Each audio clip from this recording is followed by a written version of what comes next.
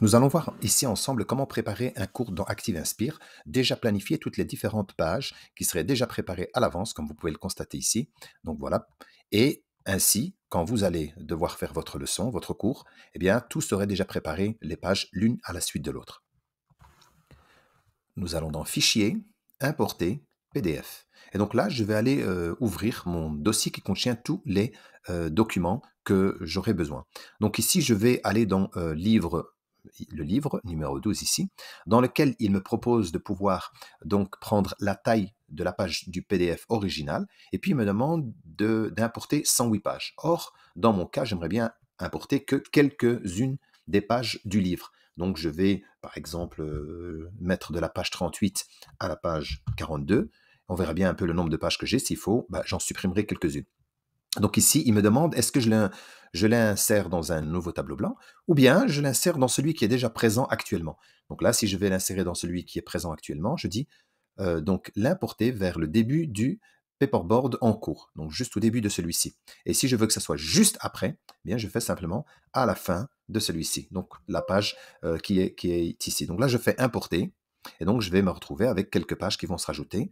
Donc voilà, la première page étant celle-ci, qui n'est forcément pas celle que j'avais besoin, puisque moi je voulais d'abord le texte, j'ai bien fait de prendre un peu plus de pages. Cette page-ci, je peux la supprimer, rien qu'avec les 3 petits points, je fais supprimer, ou bien la touche du clavier, supprime ou delete. Je clique dessus. Je fais pareil pour la page blanche qui est aussi au tout au début que je n'avais pas besoin. Je clique donc supprimer. Là, je me retrouve avec le texte. Ensuite, j'ai les exercices liés à ce texte. Voilà, j'ai la page suivante. Et là, je recommence avec un nouveau texte. Or, moi, j'avais besoin simplement de ce texte et les pages des exercices liés à ce texte. Donc, je n'ai plus qu'à aller sur la dernière page et je vais la supprimer. Voilà, donc ça, c'est un premier point. Deuxième point, je vais me dire, tiens, après ce texte, j'aimerais bien avoir une page blanche entre les deux. Donc pour cela, il me suffit simplement d'aller donc dans les 3 petits points, je fais insérer, et là je peux dire une page vierge avant la page actuelle, celle que je viens de sélectionner, ou bien je dis page vierge après la page actuelle. Donc si je clique là, il vient me l'insérer juste après. Voilà, donc là j'ai une page qui peut s'insérer comme ça. Donc soit on le fait à partir de là, ou bien je la supprime, j'ai une autre possibilité. Je viens dans les insertions ici, j'ai page, et là aussi je peux lui dire insérer page, page vierge après la page actuelle. Et voilà, il m'insère une page vierge à la page suivante. Ça, c'est une manière de faire aussi. Ensuite, une fois que j'ai fait ça, donc là voilà, j'ai une page sur laquelle j'ai le texte et la deuxième sur laquelle je peux venir écrire. Je pourrais lui mettre des lignes aussi à cette page-ci. Et donc pour cela, comme je suis sur cette page-là, je peux venir dans le deuxième onglet, donc le premier étant le navigateur de page et le deuxième étant le navigateur de ressources. Dans le navigateur de ressources, j'ai des fonds. Ici, donc dans celle est fermée, donc je vais dans les fonds. Et dans les fonds, j'ai les papiers. Et puis dans les papiers, vous voyez, il y a plusieurs types de modèles de papier. Donc si je vais prendre celui qui m'intéressait puisque c'était de la langue arabe et d'écrire de droite à gauche, je prends le tout dernier qui est ici. Bien sûr, c'est une page que j'avais déjà mis auparavant dans mes ressources. Il n'est pas forcément directement dans les ressources que vous avez. Je sélectionne et je glisse simplement la page et puis voilà, elle prend forme. Je reviens voir ici juste avant. Là, elle vient de se rajouter. Il m'a généré une page blanche parce que ce modèle de page lignée générait automatiquement une autre page. Vous avez vu, je clique sur les 3 petits points et je fais supprimer. J'ai la possibilité également, puisque j'ai déjà une page qui est déjà ici, je peux aussi la dupliquer grâce aux 3 petits points. Je clique dessus, je vais dans dupliquer, ou j'utilise le raccourci CTRL plus D. Donc c'est le CTRL plus D du clavier. Donc là, je vais cliquer ici, et là, vous allez voir, ça l'a dupliqué.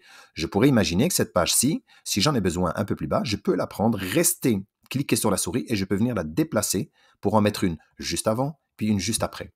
Imaginons que ici j'avais besoin de plusieurs pages, je peux encore la dupliquer. Alors en utilisant bien sûr le bouton droit de la souris sur les 3 petits points à dupliquer, ou bien la touche CTRL-D, c'est ce que je vais faire là. Voilà, regardez, je fais CTRL-D, je rappuie encore CTRL-D, et là je peux générer plusieurs pages blanches.